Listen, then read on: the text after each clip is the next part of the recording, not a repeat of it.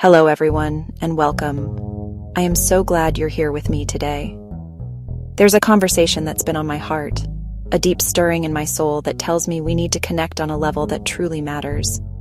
We live in a world that is constantly moving, constantly changing, and it's so easy to get swept up in our own daily lives, our own routines, our own struggles. But there are currents moving beneath the surface, powerful forces that shape not just our individual realities, but the collective experience of all humanity. Today, we're diving into 5 major social issues shaping our world, not to overwhelm you, but to awaken you. My intention for our time together is not simply to present you with facts and figures. Information is important, yes, but what I'm really interested in is transformation. The kind of transformation that happens when your mind is opened and your heart is touched. So take a deep breath, open your heart, and let's begin this journey together. Let's start with something that touches every single corner of our society: income inequality. Now, what does that really mean? It's not just about some people having more money than others. It's about a vast and growing chasm, a canyon that separates the very wealthy from everyone else. It's a system where the opportunities you have, the quality of your healthcare, the school your child attends, even how long you might live, can be determined by the circumstances you were born into. The effects are not abstract. They are deeply personal. It's the single mother working 2 jobs and still struggling to put food on the table. It's the bright young student who can't afford a college education and the dreams that go with it. One of the most powerful things you can do is to support businesses that pay a living wage. When you make a conscious choice to buy your coffee from a local cafe that treats its employees well, you are casting a vote. It's a ripple effect. Your purchase supports that business, which in turn can continue to support its employees, who then have more stability to support their own families and participate more fully in the local economy. Now let's turn our attention to our shared home, this beautiful, fragile planet that sustains us all. We have to talk about climate change, and I want to be very clear. This is not a distant future problem. This is a crisis that is happening right here, right now. We see it in the headlines every single day, the raging wildfires that devour entire towns, the historic floods that wash away homes and histories, the devastating hurricanes that grow stronger and more destructive with each passing year. And let us be honest about who bears the heaviest burden. While climate change affects us all, it does not affect us all equally. It is the most vulnerable among us: low-income communities, indigenous populations, and people in developing nations who are hit first and worst. One of the most significant impacts an individual can have is by reducing their consumption of single-use plastics. It seems small, but its effect is enormous. Think about your day. The coffee cup you grab on the way to work, the plastic water bottle from the gym, the grocery bags. The actionable step here is to embrace reusability. Invest in a reusable water bottle and a travel mug for your coffee. Keep a set of reusable shopping bags in your car. Each time you choose a reusable item over a disposable one, you are preventing another piece of plastic from entering our environment. We must now turn to a wound that has been festering in the heart of humanity for centuries. A pain so deep and so pervasive that it continues to poison our societies from the inside out. We have to talk about racial discrimination.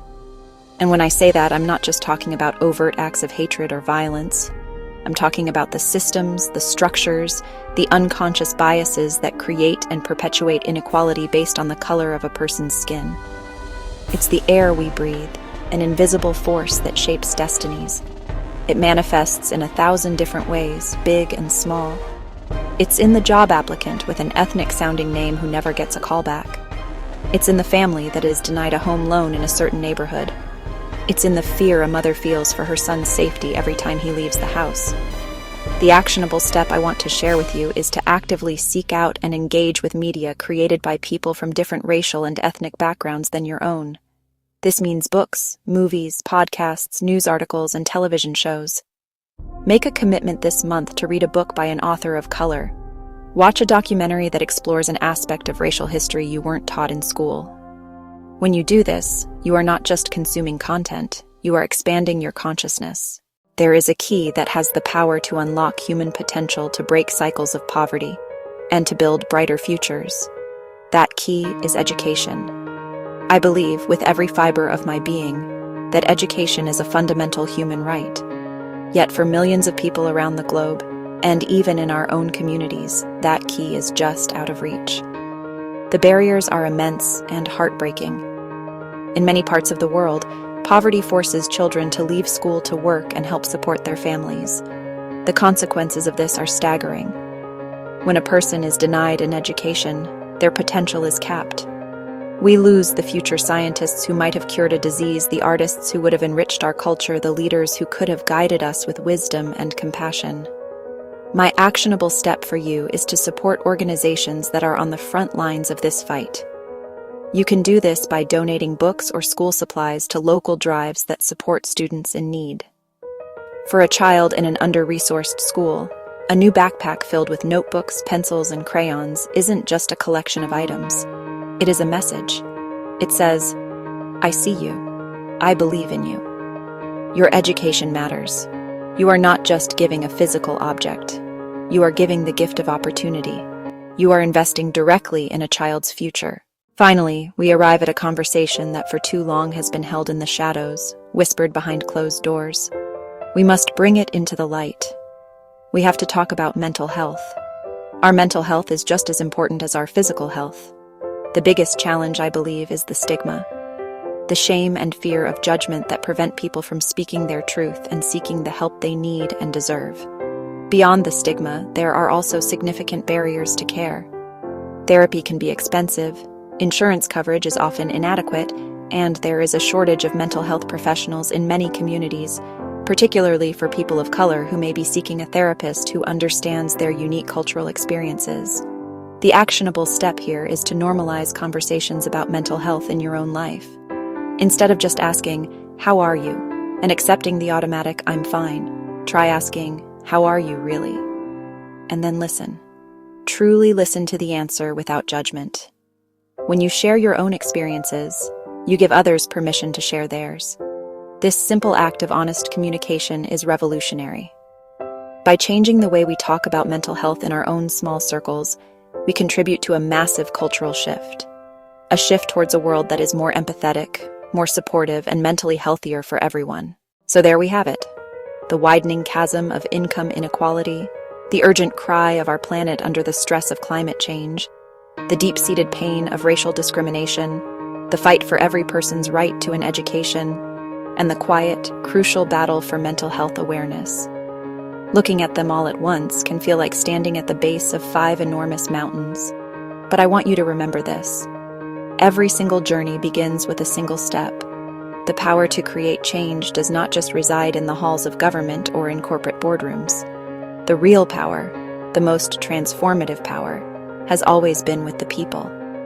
It's in your choice to support a living wage, your commitment to reduce waste, your willingness to learn and unlearn, your generosity in supporting a child's education, and your courage to have an honest conversation. Every small step counts. Your voice matters. Your actions matter.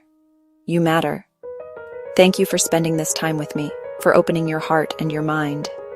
If this conversation has moved you, please share it with someone who needs to hear it. Like this video, and in the comments below, I would love for you to share one small step you plan to take this week. Let's inspire each other, and be sure to subscribe for more conversations that matter, for more actionable insights on how we can build a better, kinder world together.